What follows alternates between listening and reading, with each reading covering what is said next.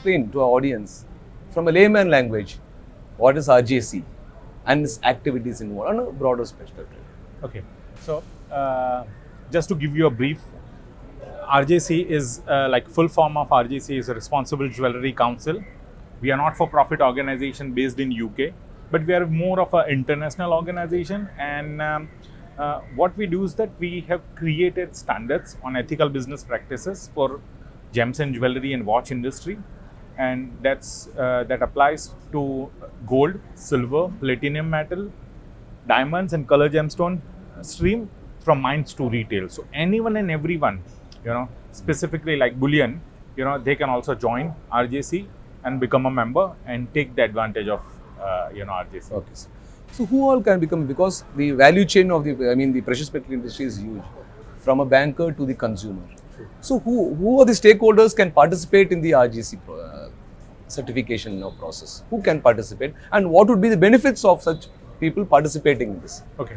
So see, as I said, anyone and everyone can participate. At this point in time, we have around 250 plus members from India.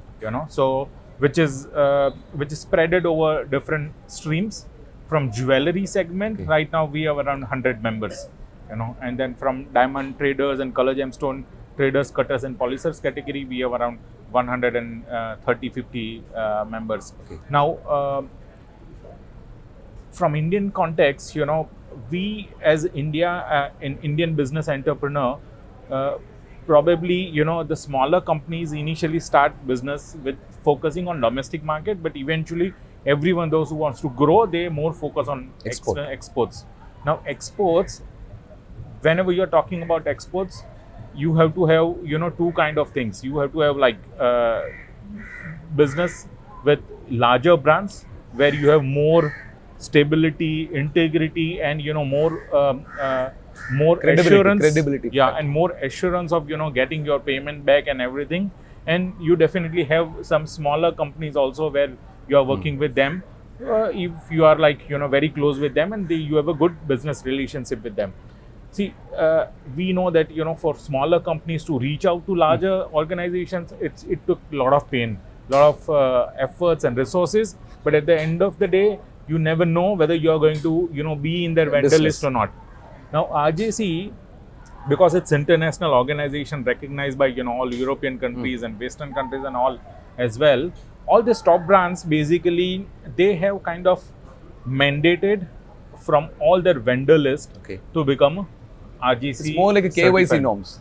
Yeah, it is absolutely, I can say highly elaborated KYC norms, but KYC is, yes, mainly focused on, finances and all, whereas RJC is kind of more focused not only on finances, yes, but finances, but ethical business practices, how you are dealing with treating your employees, your, workforce, how you are taking care of environment, what are the labor legislations you are following and all. So it's much broader prospects, and that is the reason why companies across the globe are kind of less concerned only about pricing and all, but they are more concerned also about how the entire ecosystem is working behind that vendor with them, where they are sourcing from.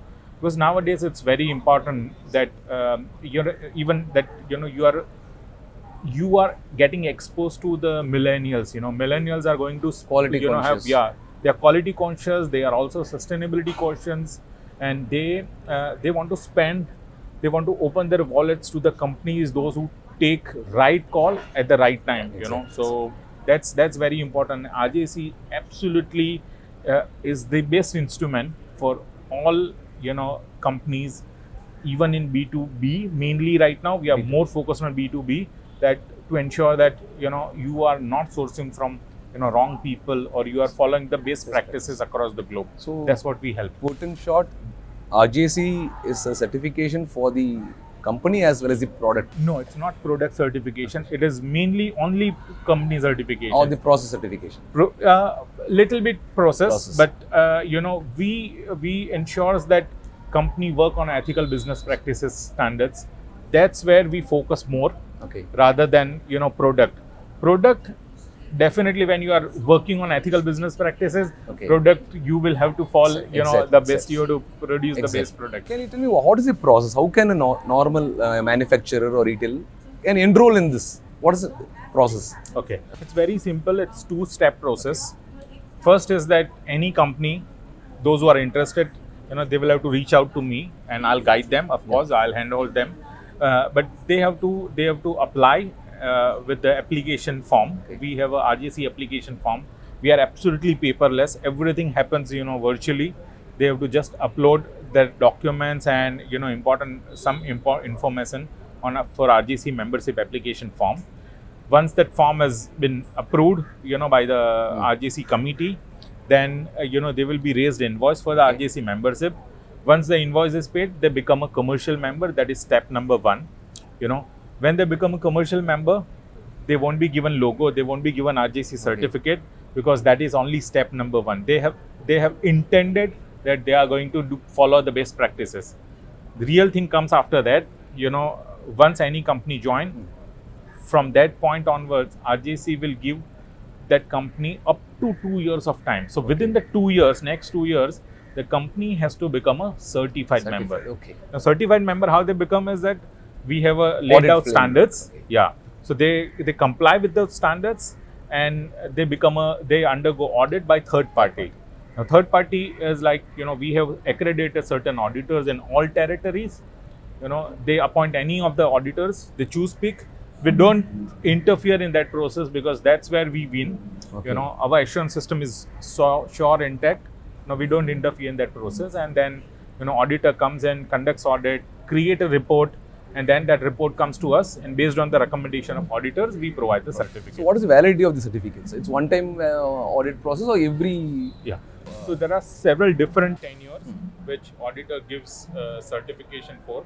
So if auditor comes and audit is excellent, you know, there are no non-conformances and all, then it is 3 years of certificate, which is the largest, you know, longest time. Okay. If there are minor non-conformances, then there are chances that auditor will give 3 years of certificate with a midterm review. Okay. If there are major non-conformances, auditor will give only 1 year of certificate, and after 1 year you have to recertify your organization. You know, and there is 4 kind of thing, which is critical non-conformance.